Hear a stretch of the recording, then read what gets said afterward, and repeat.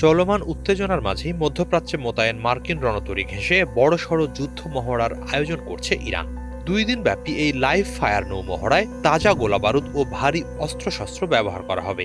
যুক্তরাষ্ট্রের সঙ্গে সম্ভাব্য যুদ্ধ কিভাবে মোকাবেলা করা হবে তারই আংশিক প্রদর্শনী হবে এই মহড়ায়।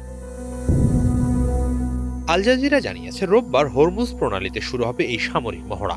এমন এক সময় এই মহড়ার ঘোষণা এলো যখন মধ্যপ্রাচ্যে বিমানবাহী রণতরী আব্রাহাম লিঙ্কন সহ অতিরিক্ত সামরিক সরঞ্জাম মোতায়েন করেছে যুক্তরাষ্ট্র। বৈশ্বিক প্রেক্ষাপটে অতি গুরুত্বপূর্ণ জলপথ হরমুজ প্রণালী। এটি দিয়ে বিশ্বের মোট তেল সরবরাহের প্রায় 20% পরিবাহিত হয়। সম্ভাব্য যে কোনো মার্কিন হামলার প্রতিক্রিয়ায় ইরান এই প্রণালী বন্ধ করে দিতে পারে বলে আশঙ্কা অনেক বিশ্লেষকের। সেক্ষেত্রে বড়সড় ধাক্কা খাবে বৈশ্বিক তেলের বাজার।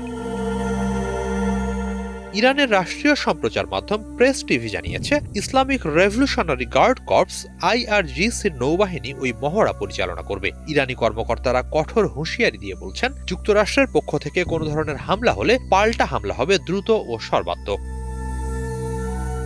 এদিকে আকস্মিক এই সামরিক মহড়ার ঘোষণায় অপ্রস্তুত মার্কিন বাহিনী। এটি দুর্ঘটনা ও সংঘাত উস্কে দিতে পারে এমন আশঙ্কা দেখা দিয়েছে। আইআরজিসিকে সতর্ক করে দিয়ে যুক্তরাষ্ট্রের সামরিক বাহিনীর সেন্ট্রাল কমান্ড সেন্টকম জানিয়েছে মহড়ার নামে কোনো প্রকার অসুরক্ষিত বা বিপজ্জনক সামরিক তৎপরতা মেনে নেবে না তারা। মহড়াকালে মার্কিন যুদ্ধজাহাজের ওপর দিয়ে ইরানি বিমান বা ড্রোনের উড্ডয়ন কিংবা জাহাজ চলাচলের পথে ইরানি স্পিড বোটের উপস্থিতি বরদাস্ত করা হবে না।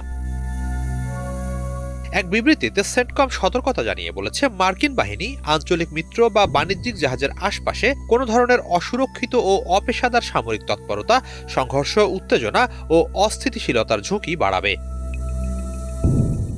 এক প্রকার হুমকি জানিয়ে বিবৃতিতে আরও বলা হয়, যুক্তরাষ্ট্রের সামরিক বাহিনী বিশ্বের সবচেয়ে প্রশিক্ষিত ও প্রাণঘাতী বাহিনী। তারা সর্বোচ্চ পেশাদারত্ব বজায় রেখে আন্তর্জাতিক নিয়ম মেনেই কার্যক্রম চালিয়ে যাবে। ইরানের আইআরজিসিও যেন একই আচরণ করে। রোববার থেকে শুরু হতে যাওয়া ইরানের এই মহড়ার কারণে যেন হরমুজ প্রণালীতে আন্তর্জাতিক নৌ চলাচল ও বাণিজ্যিক জাহাজ চলাচলে কোনো ধরনের বিঘ্ন না ঘটে সে ব্যাপারেও সতর্কতা জানিয়েছে মার্কিন বাহিনী।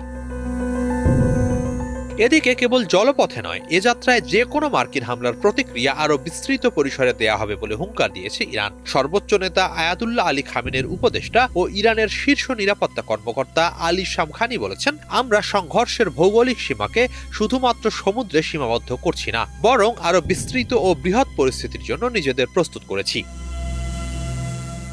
কড়া হুঁশিয়ারি জানিয়ে শামখানি আরো বলেন, কোন বিদেশি শক্তির চেয়ে এই অঞ্চলের ভূগোল আরো ভালোভাবে জানে ইরান। তার উপর ভিত্তি করেই প্রতিরক্ষা কৌশল নির্ধারণ করা হয়েছে। পারস্য উপসাগর এবং ওমান সাগরে যুক্তরাষ্ট্রের সামরিক উপস্থিতি বৃদ্ধির মানে এই নয় যে তারা এই অঞ্চলে সর্বোচ্চ ক্ষমতা পেয়েছে। আমরা এই ভূগোল এবং এর ক্ষমতা ভালোভাবে জানি।